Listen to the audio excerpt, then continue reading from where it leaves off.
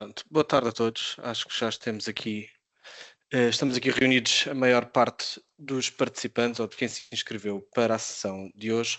O Bruno também está aqui a controlar quem é que vai entrando e estará também a controlar para depois darmos acesso aos microfones. Começar também por apresentar o Bruno Oliveira, que é da ANI também, meu colega, e a Maria João Moreira e o João Ferreira também, somos os quatro da ANI, portanto aqui com este processo. E temos connosco também o José Borbinha, que é nosso consultor técnico, digamos assim, externo, o professor José Borbinha, que estará connosco também para conseguir esclarecer algumas questões que possam surgir do vosso lado.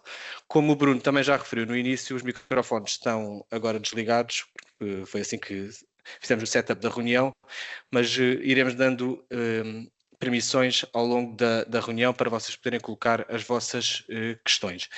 Dar também nota que não se trata de um lançamento ou de uma apresentação da consulta preliminar ao mercado, isso já aconteceu no passado dia 20 de novembro e está pública, portanto está no nosso site da ANI e temos também lá, para além de todos os documentos necessários à consulta preliminar ao mercado e todas as informações acerca do projeto, temos também o vídeo que está em YouTube, portanto, de todo o lançamento, onde houve questões também lá no próprio evento e que foram também algumas esclarecidas da forma que conseguimos na altura.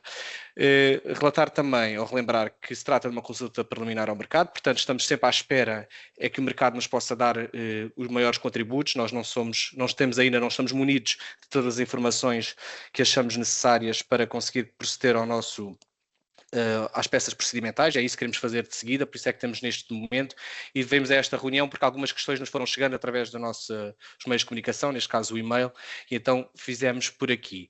A minha sugestão, ou a nossa sugestão neste caso, é começar como no formulário tínhamos lá um espaço para algumas questões, ou para podermos apresentar logo as questões à partida, vamos começar por estas questões que já foram colocadas no formulário, e depois de seguida fazemos até uma ronda, outra ronda por todos os que estão aqui presentes. Peço então depois que cliquem no Raise Hand para depois conseguirmos também controlar para quem quiser fazer as questões. Entretanto, em termos de respostas, vamos tentando dar o nosso melhor, sempre na perspectiva de que estamos também à procura de contributos e não temos as respostas todas que talvez todas decididas de momento.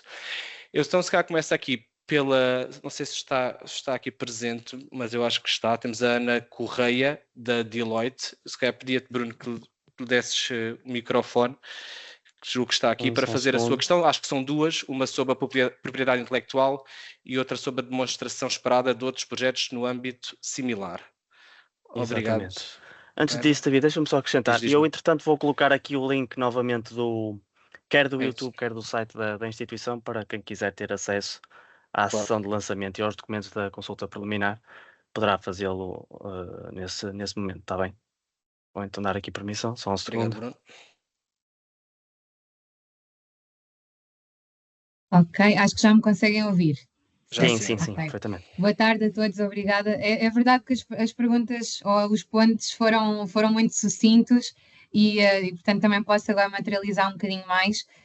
Quanto ao investimento em I&D, queria só confirmar que aspectos relacionados com a CIFID, que seria essa também a referência no que toca, obviamente, a empresas, se podiam ser esses os valores de referência. Essa seria a primeira questão. Eu penso que será uma questão mais técnica aí, não é? Pois, podes repetir a questão, se faz favor, Ana, que eu não registrei. A parte de investimento em I&D, se no caso das empresas podemos incluir o valor que diz respeito à CIFID, a investimentos de CIFID. Eu não tenho resposta. Eu acho que essa questão não... Se o José Borbinha nos pode ajudar, mas eu acho que não é bem técnica esta questão. Se calhar, eu acho que se calhar posso ajudar. Nem é bem o... Obrigado. Sim. Pronto, eu acho que a dúvida aqui da Ana é se quando vos perguntam o valor que já investiram em ID, se podem ter como referência os valores que normalmente declaram em sede de candidatura ao CIFID. Pronto, eu acho que até é a forma mais correta de o fazer, porque em princípio os montantes declarados em sede de candidatura ao CIFID são depois por nós validados, não é? Em sede de emissão de crédito fiscal, portanto acho que é uma boa forma e a forma correta de o fazer. Considerarem que o dinheiro investido em ID é aquele que fazem constar da vossa candidatura ao CIFID. Acho que Obrigada, Maria João. Está claríssimo, então. E depois só então aqui a nível de aspecto técnico, pronto, entendendo o conceito, e não vou obviamente repetir temáticas que já foram abordadas na sessão de abertura aqui do procedimento, mas, portanto, uma solução end-to-end comercializável, ou seja, desde que faça o data lake até à parte de inteligência artificial generativa, provavelmente não existe na sua perfeição no mercado. Ou seja, no limite diria que existem componentes desta jornada que já possam existir soluções proprietárias ou soluções pré-comercializáveis ou comercializáveis. Era só para perceber se, apesar de tudo, ou seja, acho que vale na mesma a pena responder à consulta preliminar, mas se nos podemos focar mais numa perspectiva das abordagens, em que já existe experiência comprovada em desenvolver certos tipos de abordagens de data lakes e do uso de inteligência artificial generativa, ou se o objetivo aqui é mesmo uma solução, lá está, eu sei que estão à procura de uma TRL já muito avançada, mas na verdade, pronto, tenho sérias dúvidas de que end-to-end isto já exista. Pode existir de parte desse caminho, mas não provavelmente end-to-end. Ok. Eu, se calhar, agora sim passava a palavra ao professor José Borbinha, não? Para responder esta questão. Ou ao professor João Magalhães, também que está aqui connosco, um de vós. Eu já permiti o microfone aos dois, portanto acho que podem falar. É só clicarem no unmute. Posso, portanto, o objetivo é que haja espaço para fazer soluções inovadoras, que não necessariamente existam disponíveis no mercado e inovação que acabe por se revelar útil será, obviamente, preferido, não é? E isso será tido em conta no final.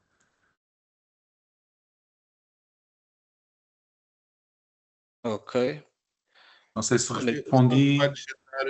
Só para acrescentar, portanto, se calhar, aqui contexto.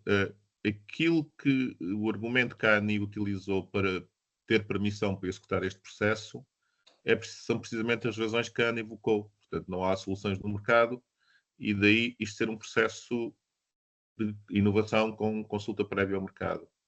E, portanto, nós não, se houvesse um produto no mercado, licenciava-se e estava o problema resolvido, não é?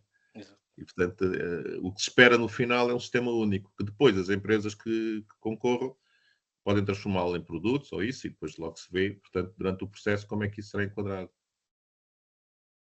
Obrigada, professores. Sim, exato, tínhamos essa dúvida, porque depois as perguntas de propriedade intelectual e de licenciamento confundem um bocadinho, dá a ideia de que até estão à procura já de algumas soluções que até potencialmente proprietárias, mas que com a concessão dessa licença ou desses direitos seria passível de ser usado. É esses moldes. É que a ANI terá a licença para usar, mas a empresa também poderá explorar como entender. Bem, ou seja, poderá ser proprietária ou não, não é? Não. A forma correta é dizer que isso essa questão é parte do problema a resolver. Porque depende do que estiver a falar, não é? Vamos imaginar, se no projeto forem produzidos novos modelos que usam exclusivamente os dados do projeto, pronto, isso tem um enquadramento, não é? Se o consórcio que for concorrer à empresa disser que teve que produzir nova tecnologia, modelos ou simplesmente aplicações, que se devem exclusivamente à propriedade intelectual prévia da empresa, isso já é outro enquadramento diferente. Portanto... Mas ambos válidos, não é? Desculpa? Ambos são válidos, então? À partida, nós não identificamos situações para excluir à partida. E, mais uma vez, estamos sempre a voltar ao ponto de partida. Mais uma vez, a razão de ser deste processo, não é? Portanto, que é um processo que nos dá essa flexibilidade. Certo. Ok, obrigada. Então, e só uma última questão, porque obviamente outros também devem ter questões. Só aqui em relação à partilha da informação publicamente do formulário, existe uma linha a dada altura no formulário sobre esta partilha, que a informação à parte dela será publicada nas conclusões da consulta preliminar, a fim de promover a colaboração, etc, etc.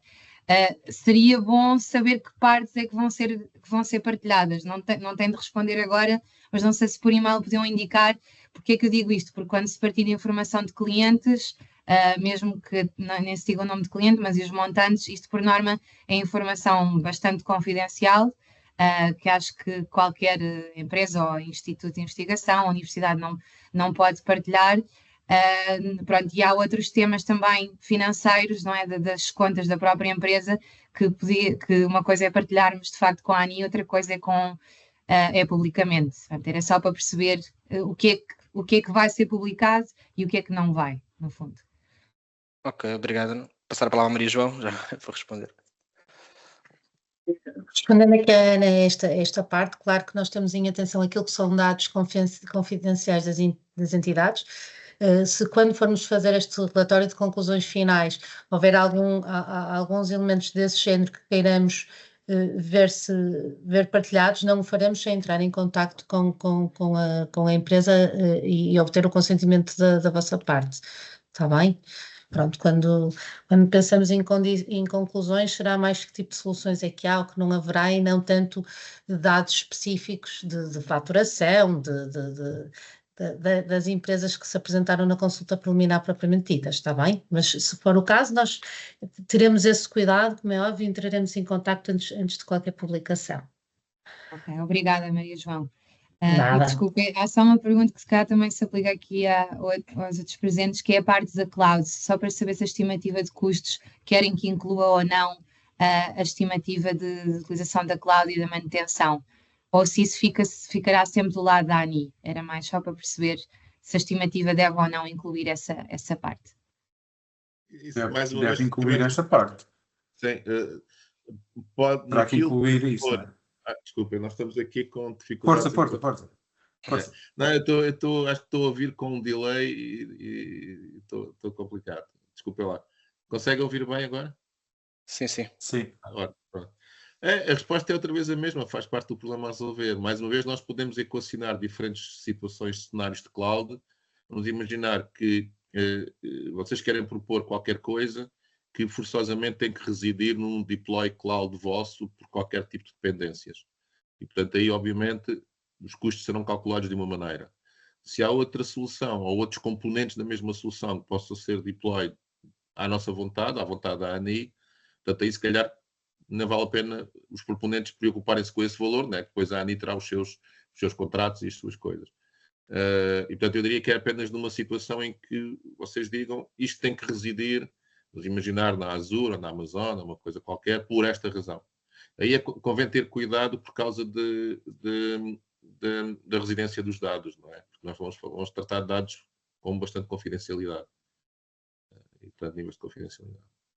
Ok. Obrigada, claríssimo. Obrigado.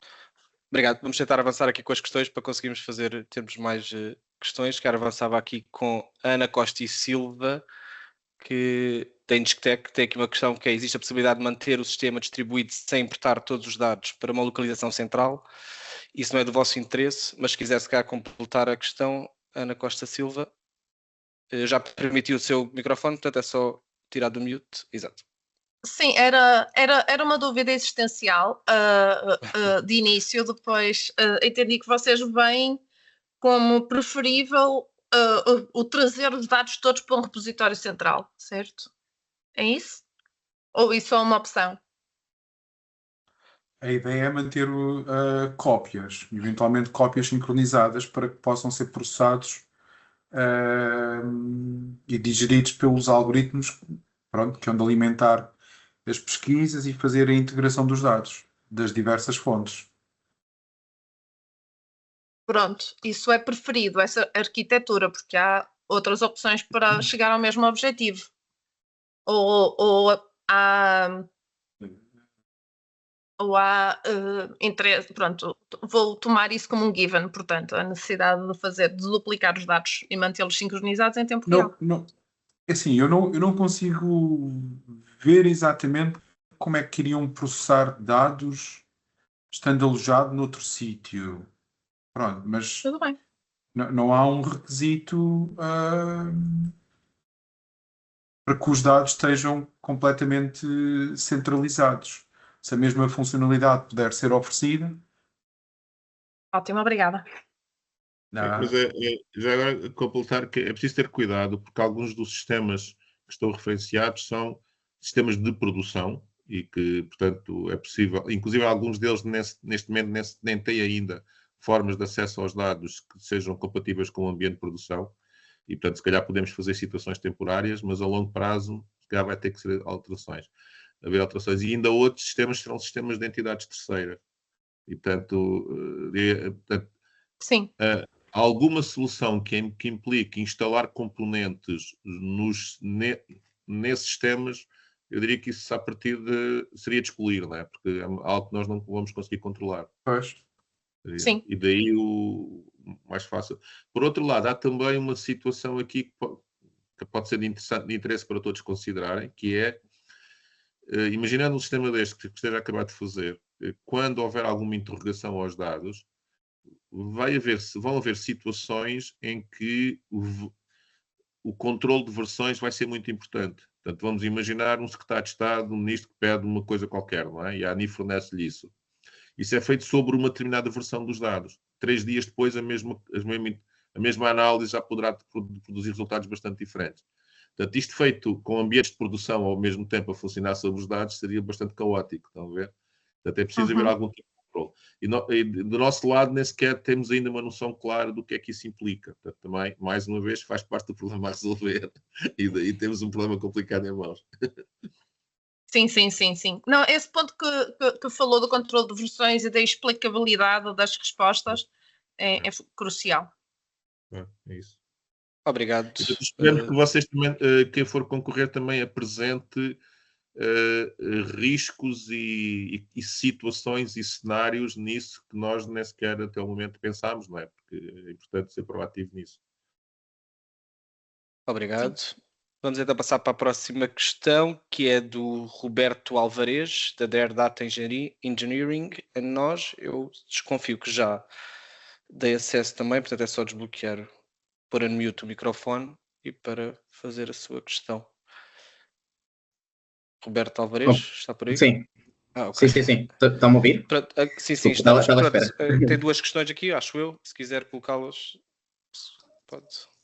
Sim, acho que com aquilo que tenho ouvido até agora, desculpem que cheguei um bocadinho atrasado, que esqueci-me de colocar isto no invite, mas a minha pergunta seria mais relacionada ao tema da propriedade intelectual. Eu sei que a Ana esteve a perguntar, mas não cheguei um bocadinho já quando a conversa tinha acabado. E como é que funciona esta propriedade, ou seja, como é que vocês estão a ver a funcionar esta propriedade intelectual? Eu percebo que se nós utilizarmos modelos que têm a ver com os vossos dados, obviamente isto não pode ser reutilizado, não é? São os vossos dados e temos isso. Mas se nós tivermos a ver um produto que basicamente vai ajudar neste processo, como é que depois é estudado este sistema em termos da ANI? Ou seja, o que é que a ANI conseguiria fazer com este produto e o que é que não conseguiria fazer? Era um bocadinho mais por aí. Ok, se calhar... Obrigado, Roberto. Se calhar passar a palavra ao Bruno, não é? Ou à Maria João. Sim, isso, em relação à propriedade intelectual, propriedade industrial, nós temos isso já previsto nas próprias peças da consulta preliminar ao mercado, nos próprios documentos.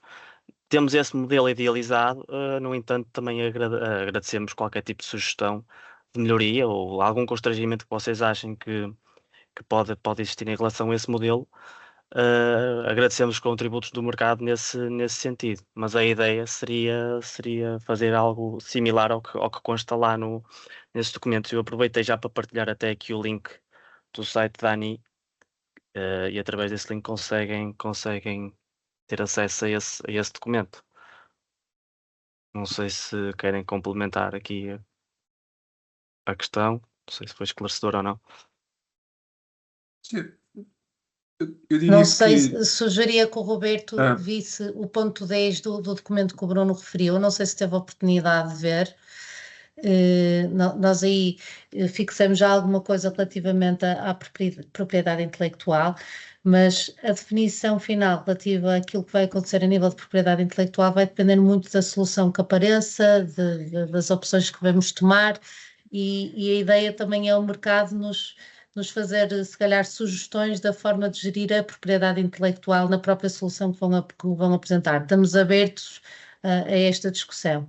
Eu julgo que o professor José Borbinha me poderá ajudar a completar, mas é esta a ideia, não é, professor? É conseguir que também seja apresentada alguma sugestão de solução quanto à propriedade intelectual. Mas vai sempre depender da solução final que optarmos, não é? Nós estamos sempre a falar do mesmo, não é? Exato. Eu até me atrevia aqui, por exemplo, a pôr em cima da mesa uma situação que pode ser absurda, mas se calhar até pode não ser. Que é, se alguma das empresas concorrentes vier a treinar um modelo com dados da ANI, não está completamente excluído que não tenha autorização para poder vir a usar isso, desde que a ANI o considere razoável. Portanto, que a ANI também tem dados públicos. Portanto, qualquer pessoa pode ir ao site da ANI, copiar os documentos que lá estão. Obviamente têm algum tipo de propriedade, neste caso, intelectual, teria que ser reconhecido. Mas, portanto, eu estou a dizer que estou aqui a elaborar sobre um cenário, digamos limite, não é? E, portanto, tudo isso depende um pouco das sugestões e dos contratos e das ideias que os proponentes venham a apresentar. Portanto, Atrevia-me, professor, a dizer que esta consulta vai nos ajudar precisamente a definir este monte de coisas que temos aqui em aberto. A ideia é perceber o que é que vocês têm para oferecer para conseguir fechar, não é? Nós não podemos transformar isto aqui numa ação académica, né? Até porque imagino o meu colega o João deve estar a salivar para isso. Mas toda esta questão de treinos de modelos e utilização de dados e propriedade intelectual até é um mundo novo, não é? Portanto, provavelmente, se calhar, nos próximos anos vai haver bastante enquadramento para tudo isto. Até é algo que tem que se ir apalpando terreno à medida que se vai andando.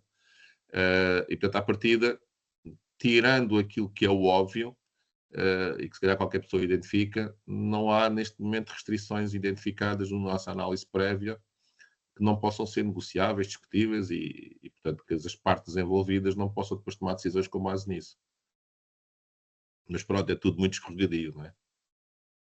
Exato. Sim, e também, eu percebo que isto também, como é uma consulta preliminar, também vocês querem ter as opiniões também sim, é isso mesmo. das nossas opiniões, não é?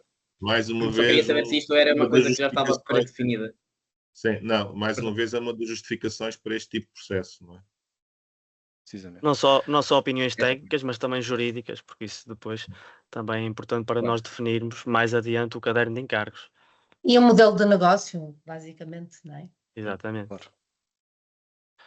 Ok, muito obrigado. Vamos passar à próxima questão, que é da BAI, do Cláudio Fernandes, que eu se calhar passava-lhe a palavra, apesar de acho que já desbloqueei, portanto é só colocar em unmute. Acho que sim, Cláudio, é só. Já. Tem que colocar em unmute o microfone.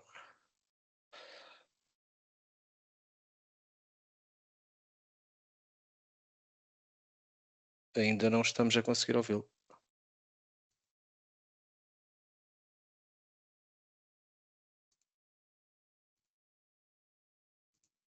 Não. Já temos permissão, mas não está a dar. Sim, eu já dei permissão. Portanto, tenho que clicar em cima do microfone. Mas eu posso ler a questão que o Cláudio colocou e tentarmos ver se conseguimos a partir daqui. Que o Cláudio diz: desenvolvimento versus consumo, individual versus consórcio, nesta fase da consulta, tipologia de empresas, critérios de avaliação no concurso público. Mas não sei se isto é talvez mais jurídico. Bruno, não sei se tens alguma questão sobre isto. Sim. Pronto, nesta fase poderão apresentar não proposta no sentido do Código dos Contratos Públicos, mas uma resposta, uma apresentação formal a esta consulta preliminar ao mercado, quer de forma individual, quer de forma coletiva, ou seja, conjuntamente com outras entidades, é perfeitamente admitido. Não é necessário nesta fase constituírem um consórcio, ok? Pronto, isso será depois numa fase posterior, numa fase mais avançada, depois do próprio procedimento. Em relação à outra questão, David, recordo-me, era em relação aos critérios de avaliação do concurso, é isso? Do concurso, exatamente. Pronto, nós também não sabemos ao certo que procedimento vamos adotar ainda. Agora, podemos adiantar, acho eu, que à partida será o critério de adjudicação baseado no preço, eventualmente no prazo de execução, do próprio serviço em si, mas como disse, não temos ainda nada em concreto definido nessa matéria. Não sei se a Maria João quer acrescentar aqui alguma coisa em relação a isso. Acho que sim. Estás em mute? Desculpem. Sim, não tinha reparado. Não, efetivamente, o procedimento de contratação que nós vamos adotar vai depender um bocadinho do resultado desta consulta preliminar ao mercado. Portanto, dizermos já que vamos fazer um diálogo concorrencial, ou uma parceria para a inovação, ou um procedimento de negociação, poderia ser imprudente. Porque, reparem, vamos imaginar que, ao contrário do que a Ana estava a dizer no início, até verificávamos, depois desta consulta, que já existia uma solução no mercado para o nosso problema. Fazia sentido, se calhar, olha, eu já sei que existe a solução, vou fazer um concurso público puro e duro, porque é isso que eu preciso. Pronto, portanto, o resultado desta consulta preliminar ao mercado vai nos dar uma pista daquele que será o procedimento adequado para esta aquisição. Se deve ser um procedimento que tem uma fase de negociação, uma fase de negociação de propostas ou não, pronto, vai ser muito por aí. Assim como os critérios de adjudicação, não estamos em condições no presente de os definir já. Há coisas que nós sabemos que são importantes, o preço é sempre importante e até seria estranho para o Tribunal de Contas se não o colocássemos de alguma forma no critério, e depois há coisas como o prazo que também são importantes para nós, tendo em conta que estamos a trabalhar Exatamente. no âmbito de um projeto com fase de execução, mas depois surgirão outras questões que poderão vir a ser valorizadas ou não. Estou-me a lembrar a título de exemplo, mas não quero que ninguém assuma isto como certo. Por exemplo, a solução encontrada a nível de direito à propriedade intelectual, por exemplo. Poderá haver aqui um aproveitamento da questão para pontuar como critério de adjudicação. Dependerá dos resultados do concurso e daquilo que nos surgir e daquilo que nós entendermos que é mais importante na contratação. Aquilo que para nós for mais importante será aquilo que será valorizado em sede de critério de adjudicação. Mas só após a conclusão desta consulta preliminar, de redigirmos as conclusões desta consulta preliminar e de fazermos um caderno de encaixe final, é que conseguiremos ter resposta relativamente a esse ponto. Pronto, isto só para não tomarem como certo, porque o Bruno estava a dar o exemplo do preço e do prazo. A partir o critério não será só esse. Isto são pontos que vamos ter em consideração, porque isso já sabemos à partida que é importante para nós. Ok? Ok, Maria João, muito obrigado. Espero que tenhamos conseguido ajudar a esclarecer o que alguma questão também depois pode colocar no chat. Eu só dizer que tenho aqui algumas questões do Data Collab, da Margarida Cachada, que eu não a vejo na reunião, portanto desconfio que não esteja, mas posso fazer as questões assim por alto para ver se conseguimos. Então, a primeira questão, existe alguma flexibilidade relativamente ao prazo de dezembro de 2025? Eu posso responder já a esta questão. Poderá vir a existir, sim. Estamos a trabalhar numa possibilidade de haver uma prorrogação do próprio projeto. Segunda questão, quais são as regras específicas de governança de dados e restrições? Ok, Margarida, está aí, não é? Espera aí, peço desculpa. Sim. Então vou fazer a lá comigo. Como o nome não é o mesmo, agora é só colocar em mute e pode. Olá, desculpa, boa tarde. Como o apelido não é o mesmo, eu achei que não era a mesma pessoa. Mas se quiser, quer que eu leia as questões ou prefere a Margarida? Não, conseguem ouvir-me? Sim, perfeitamente. Pronto. Efetivamente existem duas Margaridas, somos duas pessoas diferentes, mas estamos aqui as duas neste momento. Okay. Pronto, a maioria das questões, entretanto, também já foram sendo dadas, sim. Se calhar aqui em termos de prazo, mantém-se o dezembro de 25, penso que era esse o prazo que estava definido. Pois, essa era a resposta que eu estava a dar. Há a possibilidade de haver uma prorrogação de mais 6 meses, mas ainda não temos a certeza. Mas em princípio é possível. Ok, mas se calhar nesta consulta preliminar consideramos o dezembro de 25 ou podemos já... Pois eu acho que sim, não é, Maria João? Acho que é melhor considerarmos agora dezembro de 2025, certo? Sim, nesta fase de resposta à consulta preliminar, se calhar o ideal é considerar em dezembro de 2025. Exato. Sendo certo que, a haver um alargamento deste prazo, o mesmo já será divulgado quando do procedimento formal de contratação, ok? Nós contamos que ele venha a existir, temos consciência que dezembro de 2025 é um prazo curto, tendo em conta que temos um procedimento de contratação moroso para fazer e um projeto ambicioso para levar a cabo. Tudo indica que, à partida, conseguiremos esta prorrogação, se calhar não por 6 meses, porque se nós conseguirmos 6 meses para o projeto, precisamos depois de tempo nós para o fechar, mas acreditamos que este prazo venha a ser prorrogado. Mas, em resposta à presente consulta preliminar, pedimos que não considerem isso ainda. Se, quando do lançamento do procedimento, já tivermos certezas, aí já diremos qual é que é o prazo final, se abril de 26, se maio de 2026. Não queremos dar-vos certezas enquanto nós também não as temos, porque nós estamos aqui um bocado presos relativamente ao nosso projeto também. Se nós conseguirmos prorrogá-lo, prorrogaremos também a execução deste serviço. Ok. Depois também, a nível dos diferentes perfis de utilizadores, eu acho que não estava definido. Ou seja, se serão 2, 10... Isso não, ou haverá informação que é pública e esses utilizadores não autenticados poderão usar o modelo de linguagem natural? Okay. Ou só utilizadores autenticados, por exemplo, é que terão? Esse nível de detalhe não está definido? Sr. passo a palavra. Esta é daquelas de resposta fácil, faz parte do problema a resolver. Até a última análise, indireta ao assunto, tudo isso dependerá de custos, não é? De custos e depois dos requisitos, digamos, não funcionais, não é? Portanto, expor no site da ANI, vamos imaginar um sistema de alta qualidade que qualquer query represente peso de processamento complicado, se calhar poderá não ser uma boa ideia para acesso livre. Por outro lado, se houver uma solução que contorne isso e que não tenha custos elevados, a ANI só gostaria de poder fazer, não é? Porque ficaria bem na fotografia. E, portanto, estamos aqui nos limites. Portanto, surpreendam-nos, surpreendam-nos com ideias dessas. Mas a pergunta, obviamente, é pertinente, mas durante a fase depois mais avançada, quando começarmos a quantificar coisas, isso será devidamente considerado. Para já, é uma folha aberta, uma folha branca. Uhum. E em termos de número de utilizadores, ou seja, utilizadores autenticados, também não existe aqui alguma noção de número?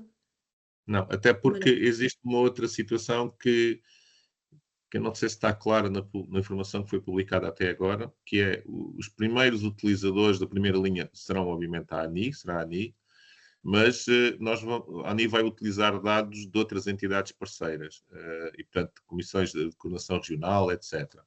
E seria muito interessante dar-lhes também acesso a isso, para eles poderem usar diretamente a solução, porque, caso contrário, o que eles vão fazer vão pedir aos funcionários da ANI para fazerem relatórios e análises por eles, não é? Sabendo que o sistema existe esses dados. Portanto, tudo isto cria aqui um enorme espaço de liberdade e, ao mesmo tempo, pronto, de custos, de complexidade. Portanto, é muito difícil. Dito tudo isto de outra maneira, uma das medidas de sucesso deste projeto poderá ser precisamente a quantidade de utilizadores que podem aceder a ele diretamente, barra o custo disso, não é? Portanto, esse rácio. Portanto, poderá ser uma das medidas que nós viemos a recomendar à ANI considerar no futuro. Ok, obrigada. Penso que as restantes questões já estão respondidas. Obrigada. Obrigado, Margarida, e peço desculpa mais uma vez por não ter reparado que estava na reunião.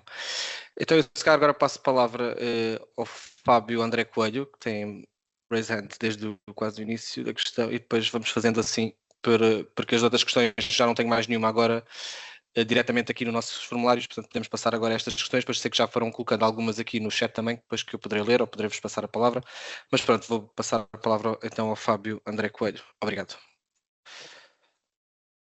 Espera aí, vou só... Já pode pôr a mute? Já pus já lá? Já está. Olá, muito boa tarde. Fábio Coelho, Spec. Duas questões. Uma primeira, tanto toda esta call, toda esta chamada a candidatura neste momento está muito centrada na questão de dados dispersos, heterogéneos, fontes de dados também heterogéneas, tentar um acesso poliglota aos dados, com a sua garantia de segurança e limites de acesso, para depois, por conseguinte, eles serem então fornecidos aos agentes que hão de gerar os modelos para o processamento da informação.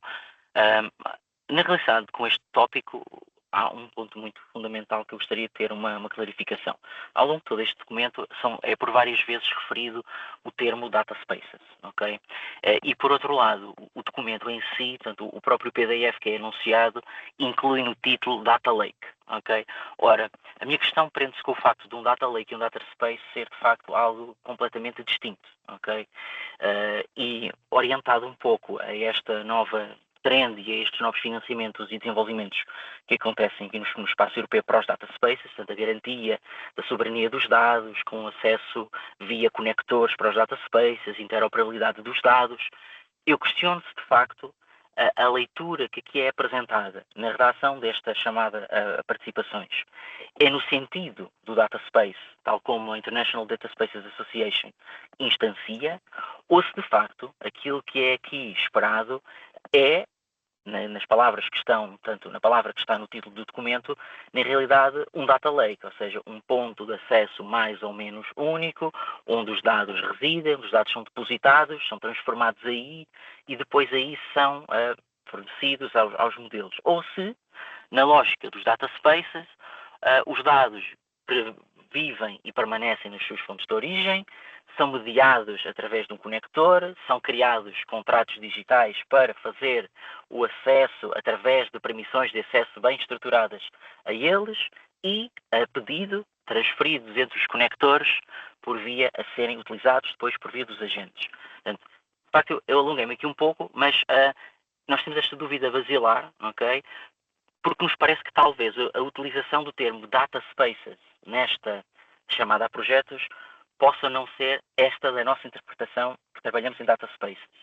E, portanto, eu deixava aqui a questão para clarificar primeiro este ponto, depois colocaria a minha segunda questão. Então, posso avançar? Sim, David?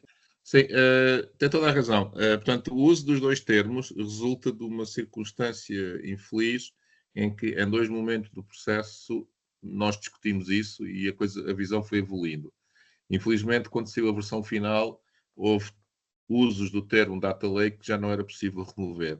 Por sua vez, também não houve tempo para dar essa explicação que o Fábio acabou de dar agora e que já agora é muito correto e que agradecemos. Conclusão. Como já foi clarificado aqui anteriormente, a solução que estamos a pensar agora é uma solução que, para já, até porque o tempo do projeto é curto e isto tem muitas incertezas, a premissa deve ser de que toda a análise sobre os dados é feita sobre dados num data lake central e, portanto, mas também faz parte do problema do projeto, do âmbito do projeto, ir buscar esses dados aos seus sistemas de origem. Aí continuamos a aplicar o conceito de data lake porque não estamos a assumir que esses sistemas de origem vão fornecer os dados de acordo com os princípios de data space que estão a ser discutidos agora. Portanto, para já não podemos exigir isso a essas entidades e, portanto, tudo isto é muito embrionário. Por sua vez, estando nós também conscientes disso que o Fábio acabou de dizer, também vimos nisso uma oportunidade.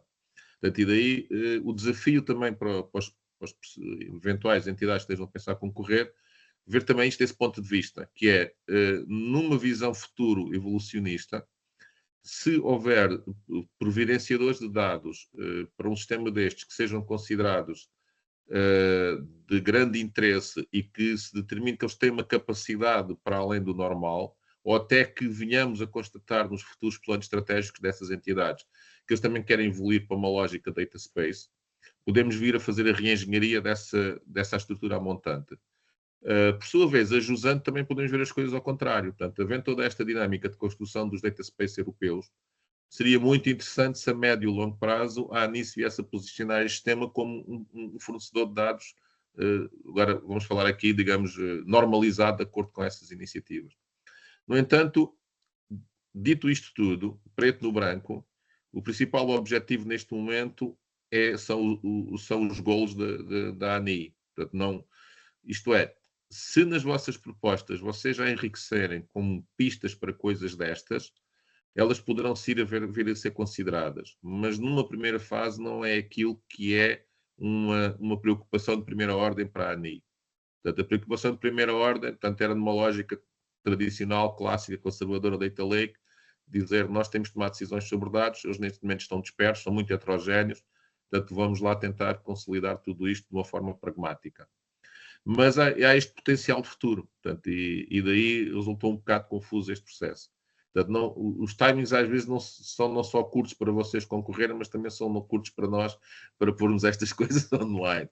E às vezes, à última hora, eu acho que foi a Maria João que 24 horas antes andou a correr os documentos todos a picar estas possíveis incongruências, não é? E mesmo assim ainda ficou um pouco estranho. Mas o que o Fábio diz tem toda a razão e é muito interessante, e a ideia é mesmo no futuro podermos vir a explorar situações dessas.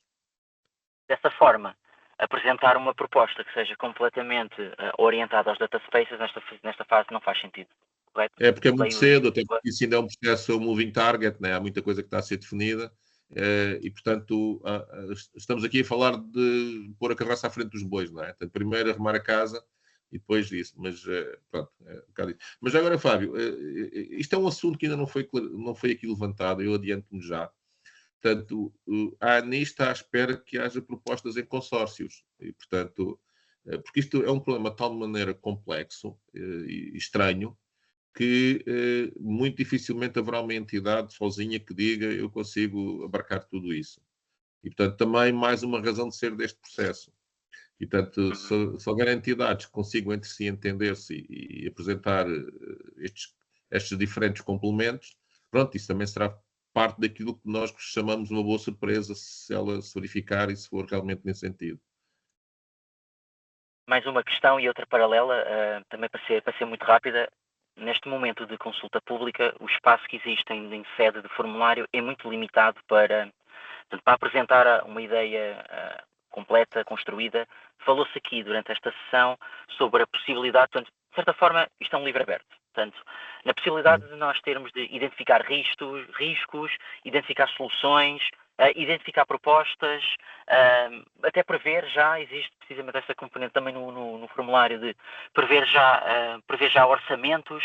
É de facto isso que esperam? Ou aquilo que é o objetivo é centrar naquilo que seria a proposta de forma curta, porque 1250 caracteres é de facto muito reduzido para apresentar aqui uma solução ou uma proposta, portanto, em pleno.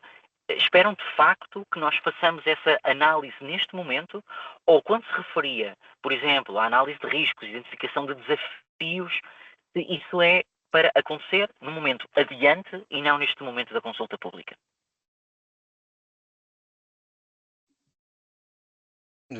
Se a professora se quer responder, ou se respondemos posso adiantar, há aqui um aspecto formal que não sei se lá da ANI podem responder melhor, mas voltando outra vez, isto é um processo, não é?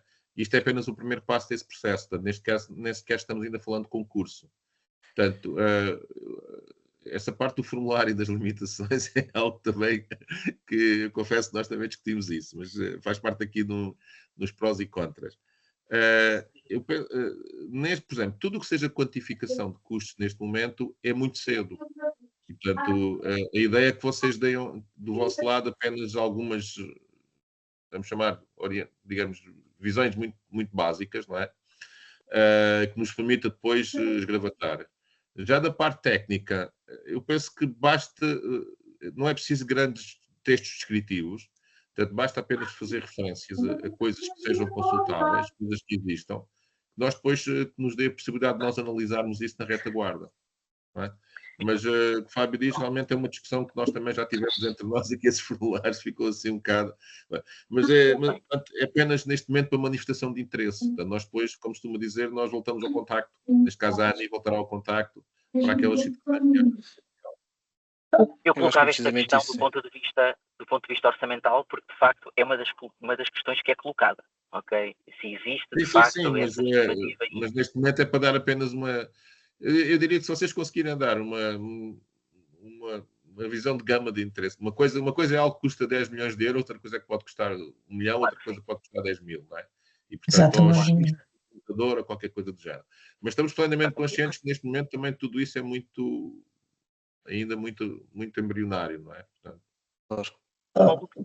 repara que também não existe muito histórico em Portugal de execução deste tipo de processos. Portanto, é uma aprendizagem que está a ser feita. Se me permite completar, professor José Borbinha, efetivamente este tipo de processo acho que pelo menos assim, desta forma tão pública e aberta, acho que é a primeira vez que está a acontecer. Estamos todos a aprender no processo. E apesar de haver a limitação de caracteres, eu queria deixar aqui a indicação que quando formos analisar aquilo que nos vai, as propostas que nos vão aparecer em sede de consulta preliminar ao mercado, se também houver algo que nós sentimos necessidade de esclarecer melhor, também contactaremos nesse sentido, de pedir esclarecimentos sobre aquilo que vocês nos apresentam, haverá abertura para isso, se for o caso, ok? Não, aquilo que nos vão entregar não precisa de estar fechado, aliás, aquilo que se pretende com este processo é que ele seja o mais aberto e que promova o diálogo o mais possível, ok? Uma última questão para também poder passar a palavra. Falávamos há pouco da questão procedimental e, portanto, estando isto associado ao limite, neste momento, a baliza das agendas do PRR, 31 de dezembro de 2025, ainda que exista esta esperança de que possa haver alguma prorrogação para o ano seguinte, 26, qual é que é aqui a expectativa? Nós estamos hoje no dia 17 de dezembro, qualquer procedimento que seja feito aqui, com o seu devido contraditório, de algumas entidades poderem, talvez imagino que apelar, possam ser reconsideradas, estamos talvez a falar aqui de um processo que facilmente vai demorar 1 a 2 meses, portanto estaríamos no final de fevereiro. Fazendo uma estimativa assim desse estilo, isso significaria o quê? Isso significaria, neste exemplo, portanto, o final de fevereiro está tudo resolvido, portanto, admita que seja final de janeiro. Teríamos 11 meses para resolver o problema ou o início seria, de certa forma, retroativamente ao princípio do ano de 2025? Sim, Maria João, já agora. Quanto eu queria me pronunciar relativamente ao tempo que poderá demorar o processo de contratação. Nós não estamos a contar que o processo de contratação demora 1 ou 2 meses, nós estamos a contar que o processo de contratação só termine por volta de agosto. Vou explicar porquê. Porque este tipo, eu percebo a sua reação, mas este tipo de procedimento que envolve negociação e que envolve várias fases, foi como disse, se houvesse uma solução fechada, fazemos um concurso público, e num concurso público num mês e meio tinha isto contratado, mas à partida tudo indica que não poderemos fazer a contratação através de um procedimento desse tipo. Portanto, isto para não criar falsas expectativas, nós só contamos que o procedimento de contratação esteja concluído por volta de meados de agosto. E já respondendo, adiantando-me aqui um bocadinho também numas perguntas que já vi que surgem, nós vamos fechar agora a consulta preliminar no final de dezembro, poderemos ou não ponderar, prorrogar isto um bocadinho se acharmos que há necessidade disso da vossa parte, mas eu só conto conseguir lançar o concurso aí no início de fevereiro, porque eu tenho que tirar todas as conclusões desta consulta preliminar ao mercado, temos muito trabalho depois para fazer do lado de cá. Okay? Isso exacerba o meu exemplo, portanto estamos a estimar agosto, com esta previsão de término ao final do ano de 2025, temos uma janela de oportunidade de setembro a dezembro. E, portanto, a minha questão prende-se com, vamos admitir que em setembro existe o vencedor do contrato, vamos pôr assim nestes termos, ok? Isso significa o quê? Isso significa que esta entidade que ganha o contrato tem de setembro até ao final do ano para executar aquilo que se propôs, ou isto significa que, como existe em muitos dos casos dos financiamentos públicos, inclusive dos projetos, neste caso de ID, patrocinados pela ANI, que há que se pode considerar retroativamente as despesas. Ou seja, na realidade, o ganhador sabe que ganhou em setembro, mas pode imputar despesas e trabalho a partir do dia 1 de janeiro de 2025. Existe isto pensado? Se sim, qual é a modalidade? Ainda não está passado e até lhe digo mais. Há tipologias de procedimentos de contratação que permitem ressarcir não só o ganhador, mas como os participantes pelas despesas que tiveram na construção das suas propostas. Eu não me quero adiantar porque eu ainda não fechei o tipo de procedimento que vou lançar, mas num diálogo concorrencial, imagino, há uma fase de seleção e depois só vão a jogo 2, 3, 4 concorrentes de acordo com as regras que nós virmos a estabelecer. Portanto, nós ainda não temos definido que custos é que vocês vão ter que para nós vão ser elegíveis ou não. Quero saber que investimento é que vai ter que a ANI lhe poderá pagar. É isso, não é? Basicamente. A questão da imputação estará definido. Estará definida quando do lançamento, porque tem que estar, mas para já ainda não.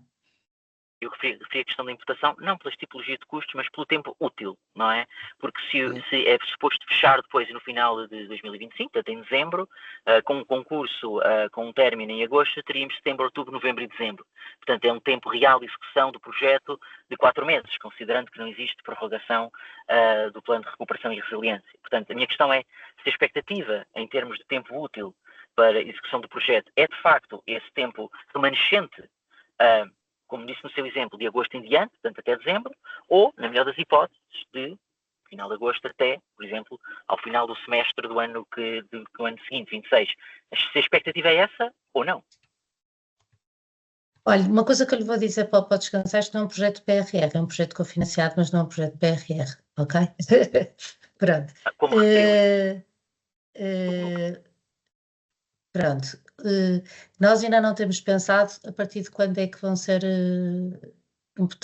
elegíveis os custos que vocês vão ter. Eu percebo a sua pergunta, mas ainda não temos resposta para ela. Poderemos reunir e até publicar depois nas facs aqui da consulta preliminar uma resposta à sua questão. Mas ainda não conversamos sobre o tema, efetivamente é uma questão pertinente, mas eu não tenho resposta no momento para lhe dar, é essa questão. Ok? Mas se os meus colegas concordarem, podemos depois reunir e conversar sobre esse assunto. Muito bem, obrigado a todos. Obrigado. Vou então passar a palavra a Alexandra Nobre Silva, que tem aqui uma questão também. Não sei se está por aqui. Sim. Estão-me a ouvir? Sim, estamos. Estão-me a ouvir? Sim. Boa tarde. A minha questão tem a ver um bocadinho com a parte tecnológica da solução. Se vocês têm algum stack tecnológico, por exemplo, Microsoft, que tenham preferência ou não, ou seja, quando nós temos liberdade para fazermos a proposta e deixarmos qual é que digamos, a solução em termos tecnológicos que faça sentido e devidamente justificado, ou vocês, por questões de licenciamento e já de algum protocolo, têm alguma preferência?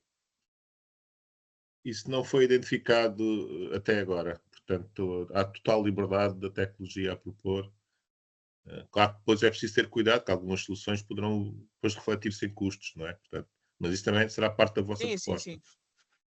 Mas não há, respondendo preto no branco, não há constrangimentos à partida, nesse ponto de vista. Ok. Pronto, era isso que eu queria saber. Obrigada. Obrigado, Alexandre. Temos mais uma questão da Ana Correia. Sim, obrigada. É só na sequência da pergunta do Fábio, e desculpe, Maria João, voltar a perguntar na mesma linha, mas é que, de facto, a implicação do timing... acho que está aqui a Alexandre. Mas a implicação ainda é grande no ponto de vista da utilidade daquela que será a nossa resposta na parte de fase de execução do projeto e da timeline. Porque uma coisa é, obviamente, propormos 4, 5 fases bem estruturadas e com certos tipos de subatividades. Outra coisa é terem, de repente, ser 2 fases com um âmbito menor ambição e, portanto, seria mais útil para vocês que vão, de facto, receber aqui input desta consulta, nós sabermos se, de facto, contamos com uma timeline de 6 meses ou se podemos contar com uma timeline até 12 meses. Porque a de 6 meses é uma ambição muito diferente da ambição de 12 meses. Aquilo que nós podemos adiantar, efetivamente, eu gostava muito de poder-vos dizer que conseguimos cortar na parte procedimental, mas isso não é possível, porque atendendo aos tipos de procedimento que vamos ter que usar e aos prazos legais mínimos obrigatórios em cada uma das fases, tornam muito complicado tornar um procedimento mais curto no tempo. Agora, aquilo que nós não conseguimos responder hoje, mas que eu acredito que possamos responder brevemente e que eu me proponho a publicar nas facs, na nossa página, de forma a ficar visível a todos, e eu acho que é isso que vos interessa saber, é se de facto nós estamos mesmo com um limite de 31 de dezembro, e tendo a dizer que quando ter o procedimento concluído em agosto, se vão ter 4 meses de projeto, ou se vamos conseguir aqui uma prorrogação por mais 6 meses, vamos supor, e em vez de 4 passamos a ter um projeto de 10 que vos permite ter as fases mais estruturadas. É isso, não é, Ana? Eu não lhe consigo dizer já se vamos conseguir passar o 12 de dezembro ou não, mas conto que lhe consigamos dar a todos essa noção muito brevemente. Eu preciso depois de ver aqui com os meus colegas que estão... Pois, mas antes do dia 20, Maria João, ou depois do dia 20? Se nós não conseguirmos antes do dia 20, eu acho que posso adiantar isto, nós prorrogamos o prazo para a consulta preliminar ao mercado, ok? Estou a perceber que é uma preocupação vossa, que é essencial para apresentar uma proposta, portanto, se até dia 20 eu não vos conseguir dar essa informação, eu prorrogo o prazo da consulta preliminar ao mercado para vocês conseguirem ter essa informação a quando da resposta. Ok, certo. Ok? Estou a perceber que é uma limitação do vosso lado e como nós não queremos deixar de ter respostas por causa desse tipo de limitação. Sim, e acaba por ser uma limitação também a nível da resposta que vão receber e da utilidade da resposta que vão receber, porque propor-vos um custo, certo tipo de custo e certo tipo de fases e de orientação da ordem de trabalhos é diferente se for para 6 meses ou se for para 12. Pronto, acho que, ou seja, acho que para ambas as partes seria útil. E só uma última pergunta muito rapidamente, porque se calhar agora fiquei confusa com esta parte dos custos e das despesas elegíveis. Este procedimento estamos a falar de uma tender, seja contratação pública ou de uma grant? Porque se calhar achava que estávamos a falar de uma tender desde o início. Nós estamos a falar de um procedimento de contratação pública que poderá ser um concurso público. Sim. À partida terá sempre que ser um concurso público, mas nós temos várias tipologias.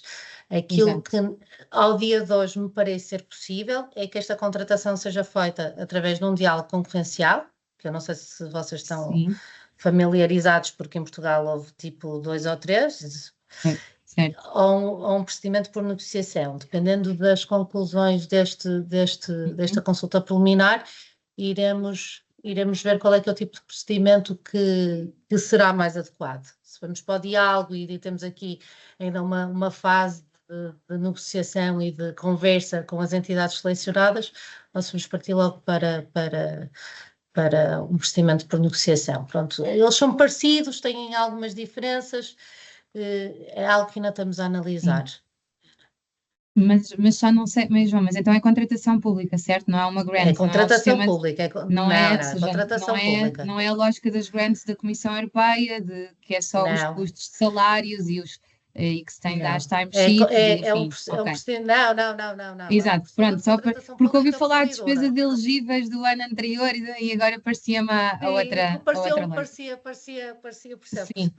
Horizon, pronto, parecia Horizonte da Europa, sim. Sim, mas não. E nós realmente, quando eu usei o termo elegível, porque o Fábio estava a usar o termo também, mas eu quando estava a dizer despesas elegíveis queria dizer no sentido que há determinadas tipologias de concurso em que determinados concorrentes que chegam a determinadas fases podem, ainda que não ganhem, imputar alguns custos à entidade contratante. Pronto. Se é algo que vamos analisar, temos consciência que é preciso algum investimento para participar neste processo, não é? Pronto. E era despesas elegíveis nesse sentido, mas do termo efetivamente não é feliz porque dá aqui a sensação de candidatura ao Portugal 2030 ou ao Horizonte Europa, mas não é. Ok? Pronto, obrigado. Obrigado. Estamos aqui a aproximar do fim da reunião, mas o Alípio Jorge tinha aqui uma questão e eu vou desbloquear o micro para poder colocar. Força, tenho de fazer unmute e depois pode fazer a questão.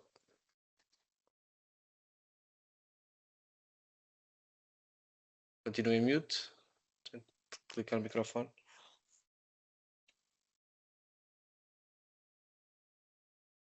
Não, continue em mute, Filipe. Não.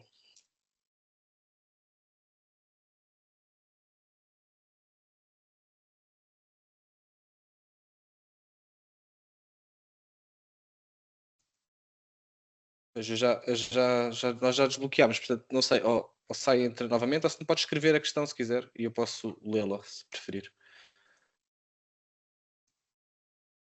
Entretanto, acho que havia aqui outra questão também da Ana Costa Silva, que se quiser colocá-la, que tem a ver com treino de modelos generativos. Não sei se ainda está aqui, acho que está. Espera aí. Ok. David, deixa-me só acrescentar. Temos essa. Eu Eu penso que a questão da Ana Global já foi esclarecida aqui também pela Maria João. Timeline estimado, o lançamento de caderno de encargos já foi esclarecido. Temos depois aqui a possibilidade de partilhar a versão Word do formulário. Eu penso que sim, depois também conseguimos disponibilizar isso.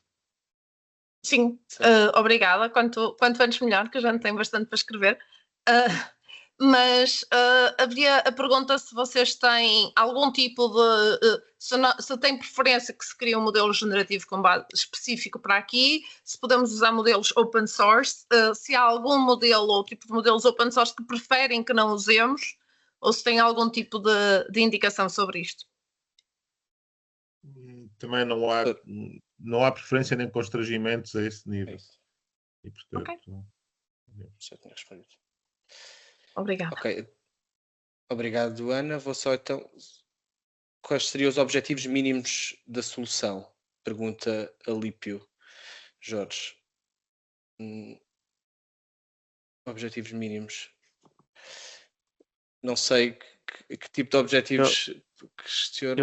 Eu diria que nesse aspecto deveria consultar o que consta no próprio site, porque acho que a partir daí já consegue ter um pouco a noção daquilo que se pretende aqui. Certo, e até o próprio lançamento do evento que temos lá no YouTube. A não ser que tenha uma questão um bocadinho mais precisa, mais concreta. Exatamente, que nós consigamos aqui esclarecer. Sim, já agora, em relação ao Word, sim, nós temos a versão Word, podemos facilitá-la depois.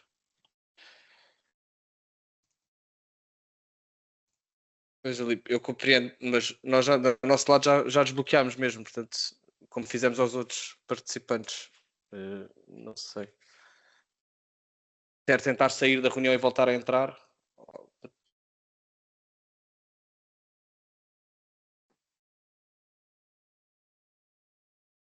Só aguardar só um minutinho para ver se o consegue.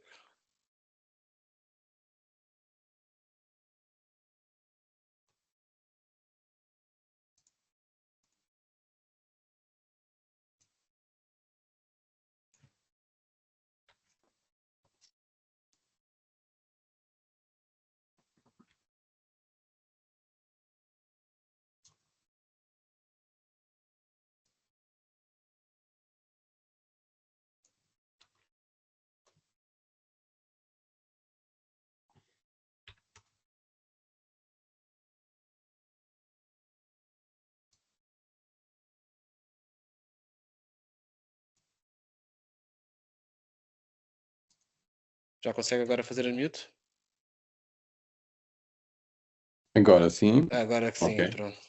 Pronto, é mundo Microsoft, é preciso sair e tornar a entrar. É isso, é sair e voltar a entrar. Primeira regra da IT.